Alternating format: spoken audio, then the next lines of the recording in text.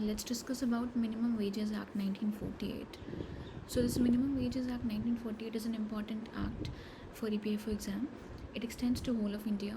This is the first thing that you need to remember, that it extends to whole of India. And the second thing is that we need to understand the difference between child, adolescent and adult. So child is anyone who has not completed 14 years of age. Adolescent is anyone whose age ranges between 14 to 18, and for adult it is above 18. अब अगर इस act में देखेंगे wages का मतलब क्या है. Wages means all remuneration capable of being expressed in terms of money. मतलब वेजेस में हम काइंड वाले मनी को काइंड में अगर कुछ हम पेमेंट कर रहे हैं तो हम उसको कंसिडर नहीं करते.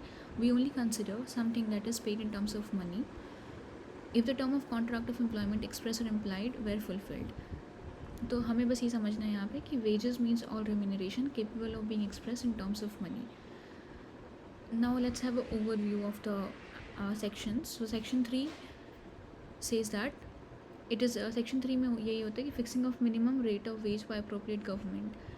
Appropriate government could be state government or central government. Section 4 is rates may be fixed for time work, piece work, overtime and based on skill level.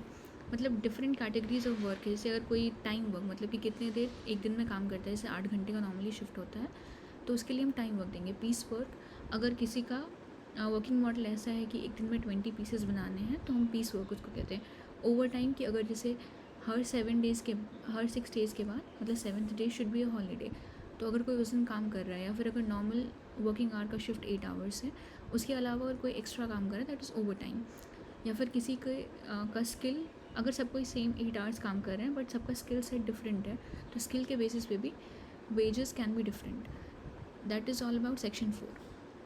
Section 5 is procedure of fixing, revising wages including appointing committee or holding notification and writing objection. इसका मतलब यहाँ पे ये है कि जब भी wages fix होंगे तो उससे पहले हम एक अपॉइंटिंग कमेटी को बोलेंगे कि आप हमें बताओ कि what should be the wage rate, या फिर अगर हमें वेज रिवाइज़ करना है तो भी हम अपॉइंटिंग कमेटी से एडवाइस मांगेंगे. और अगर वो जो एडवाइस देगा अगर हम उसको लेके आगे बढ़ते हैं तो उस पर किसी का कोई ऑब्जेक्शन तो नहीं है, तो इसके लिए हम इनवाइट करेंगे कोई ऑब्जेक्शन है या नहीं है. 7th is advisory board to advise on wage fixation and revision. Then section 12 is about payment of minimum rate of wage is mandatory. Section 13 is fixing of hours, rest day and overtime pay. अब थोड़ा detail में देखते हैं. What do you mean by minimum wage? Section 4 जो था, तो any minimum rate of wage fixed or revised by appropriate government. मतलब minimum rate of veg का मतलब वही है कि जो गवर्नमेंट है, जैसे कि स्टेट गवर्नमेंट या फिर सेंट्रल गवर्नमेंट, अगर उन्होंने कोई वेज रेट फिक्स किया है जिसके ऊपर ना कोई ऑब्जेक्शन आया हो और सबको एक्सेप्टेबल हो. A basic rate of wage and a special allowance at a rate to be adjusted at such interval and in such a manner as appropriate government may direct. मतलब क्या होता है कि देखो वेज रेट एक तो fix हो गया, अब विद टाइम जैसे इन्फ्लेशन आया या फिर कोई भी चेंजेस आता है मार्केट कंडीशन में, नहीं तो फिर अगर डियरनेस अलाउंसेस बढ़ाना होता है with increase in inflation rate, तो वो क्या वो जो चेंज हो रहा है तो उसको भी मिनिमम वेज में इंक्लूड करेंगे.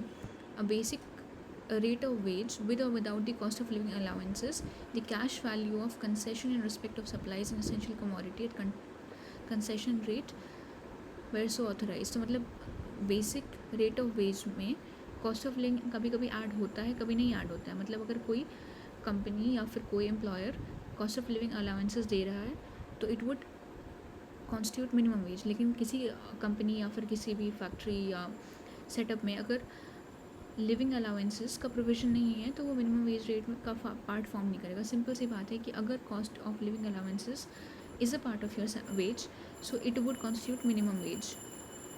Now let's talk about how minimum wage rates are fixed. तो सबसे पहले क्या होता है, अब कमेटी को सेट करते हैं हम जो एडवाइस करेगा हमें कि मिनिमम वेज रेट कैसे फिक्स करना है और कितना फिक्स करना है. हम उस कमेटी की एडवाइस को कंसिडर करते हैं, फिर हम पब्लिश करते हैं मिनिमम वेज रेट को ऑफिशियल गैजेट में. जैसे जो भी स्टेट गवर्नमेंट फिक्स कर रही है तो वो अपने ऑफिशियल गैजेट में उसको पब्लिश करेगी. अगर किसी को कोई ऑब्जेक्शन है those objections will be invited through publication in official gazette.